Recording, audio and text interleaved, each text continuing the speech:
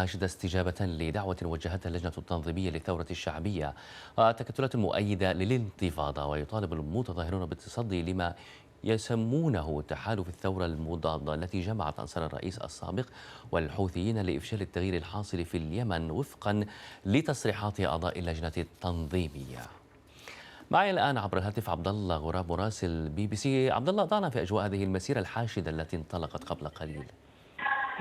مرحبا طارق، نحن الآن على مقربة من هذه التظاهرات، وهي بالفعل تظاهرات كبيرة تقدرها اللجنة التنظيمية بمئات الآلاف، وتأتي امتدادا لتظاهرات الأمس التي خرجت في العاصمة صنعاء وعدد من محافظات البلاد.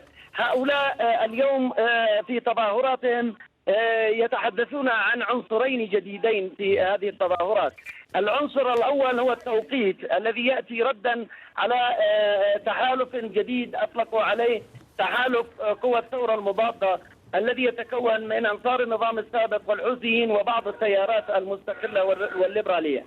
العنصر الثاني طارق هو أن هذه التظاهرات تأتي كما يقول هؤلاء لدعم شرعية الرئيس عبد ربه منصور هادي، الذي يتهم من أنصار الرئيس السابق علي عبد الله صالح بأنه أصبح رئيسا غير شرعي، ويقولون إن شرعيته وفترته الرئاسية انتهت يوم أمس 21 من فبراير، والذي صادف مرور عامين على انتخابه رئيسا للبلاد وفقا للمبادرة الخليجية. هكذا يفسر أنصار النظام السابق شرعية الرئيس هادي. لذلك تظاهرات اليوم تخرج تأييدا للرئيس عبد ربه منصور هادي ودعما لشرعيته التي عمدها مجلس الأمن الدولي بالبيان الأخير الذي أصدره، وأكد على أن شرعية الرئيس عبد ربه منصور هادي مستمر حتى انتخاب رئيس جديد للبلاد.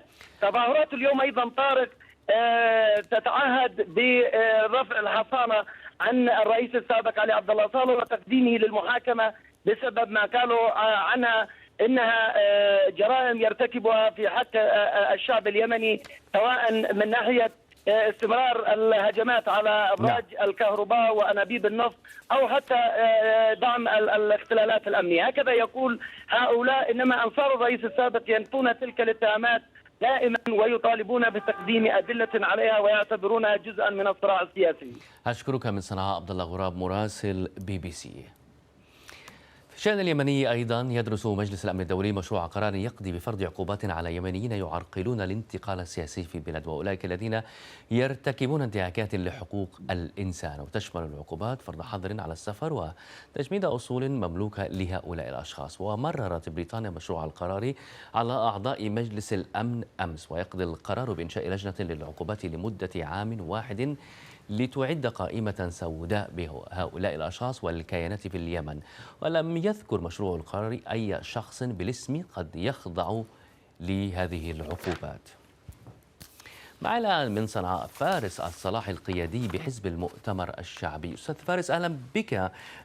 بداية، ترون أن التدخل الدولي عبر مشروع قرار البريطاني في مجلس الأمن مفيد يحسن عملية الانتقال السياسي في اليمن؟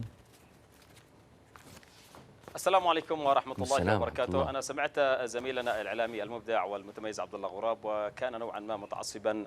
هو نقل وجهات النظر، نحترمه لذلك. أستاذ فارس نقل وجهات النظر ونحترمه على رأيه. ليست وجهة نظره، وجهة اليوم على كرسي أو منبر الإعلامي لBBC أيضا دليل على الرأي الآخر. أولا القرار اليمني هو بيد اليمنيين، وإن كان هنالك إنصافا من كل من تدعي دعمها للديمقراطية، فكان يجب أن يحترم النظام السابق لأنه سطر نموذجا نوعيا فريدا في تسليمه للسلطة سلميا، يعني مماثلة بالأنظمة العربية الأخرى. النظام السابق في اليمن الذي اليوم يرمى إليه أو تكال إليه هذه الاتهامات، نعتبرها أنها اتهامات كاذبة لا أساس لها من الصحة.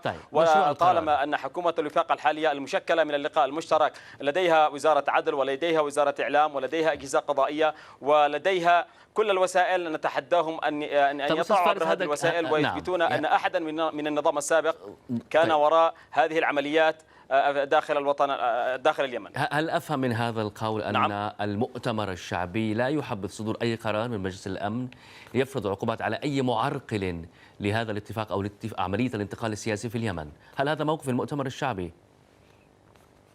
المؤتمر الشعبي العام وقواعده وأنصاره يتحدون أي قوة سواء داخل اليمن أو خارجها أن تثبت أن المؤتمر الشعبي العام هو المعرقل أساسا. اليوم مشروع القرار أستاذ فارس، حتى للتوضيح، أعذرني على المقاطعة، لم يسمي مشروع القرار اسما أو جهة. سؤالي أيضا هنا في هذا الإطار، ترحبون به من حيث المبدأ؟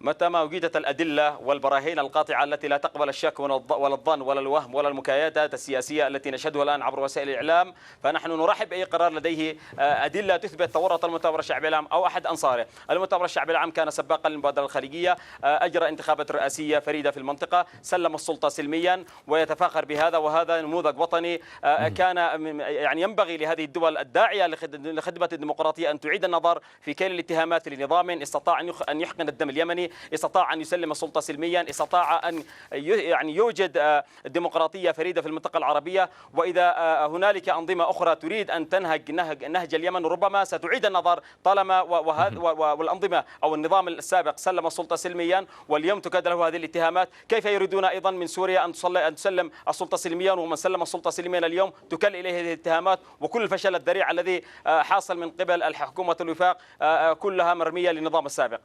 أشكرك من صنعاء فارس الصلاحي القيادي بحزب المؤتمر الشعبي، شكرا جزيلا لك أستاذ فارس. أخبار متفرقة من العالم في عالم الظهيرة.